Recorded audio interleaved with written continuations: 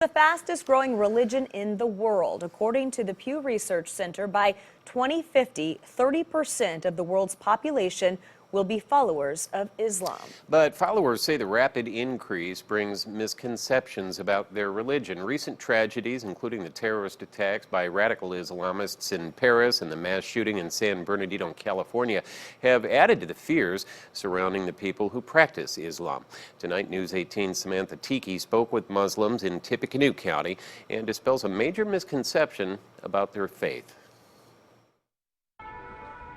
Terrorists launched a series of bloody attacks through Paris. November 13th, 2015.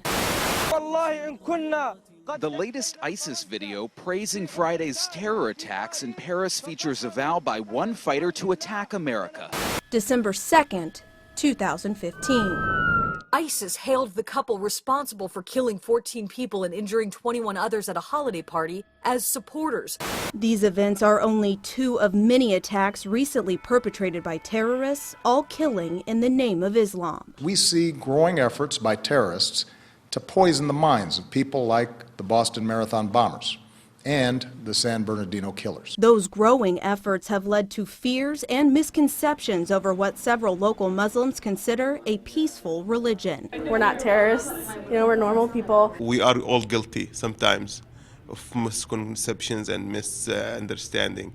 They're bad Muslims, but it doesn't mean that their religion is bad. Islamic Society of Greater Lafayette student representative Anush Kazim says any fear is based on a lack of knowledge about the faith. By meeting a Muslim and interacting with a Muslim, you realize that there's nothing to be afraid of. However, when it comes to radical Islam, Kazim says there's something people must learn. Radical Islam is not Islam. Kazim says groups like ISIS do not represent the religion. That movement is not coming out of the text of Islamic literature.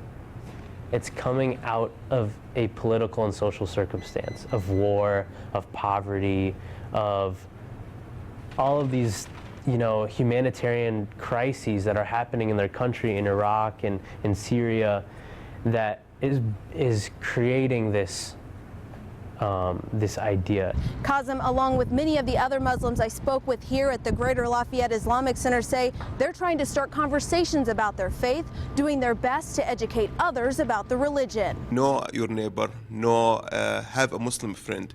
Definitely. Despite the effort, Kazim says politicians like Donald Trump are fueling Islamophobia in America. We have no idea if they love us or if they hate us. We have no idea if they want to bomb us. In December, the Republican candidate for president and GOP frontrunner said he believed all Muslims should be barred from entering the U.S. That's a comment Kazim says is hurtful and out of line with the foundation of the U.S. Constitution. It's the most ridiculous thing I've ever heard. Since when do we need a religious test to become an American? None of the Muslims News 18 interviewed say they have experienced discrimination locally. They believe the diversity in the area has led to a better understanding of the religion. People are afraid of what they don't know. So if you want to ask about something, just go to someone from that different culture or different background or perspective or whatever, and talk to them. But it's not just the Muslim community concerned about the backlash of comments like Trump's.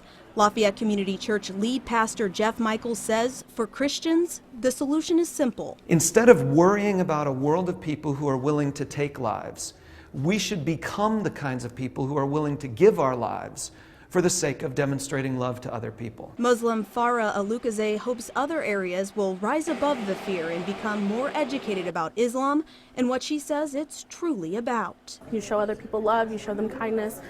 You don't enforce your religion on others, you just show them how you're Muslim just based on your actions. Love and kindness in order to lead to a better understanding of Islam and the possibility of peace between people of all faiths. Samantha Tiki, News 18.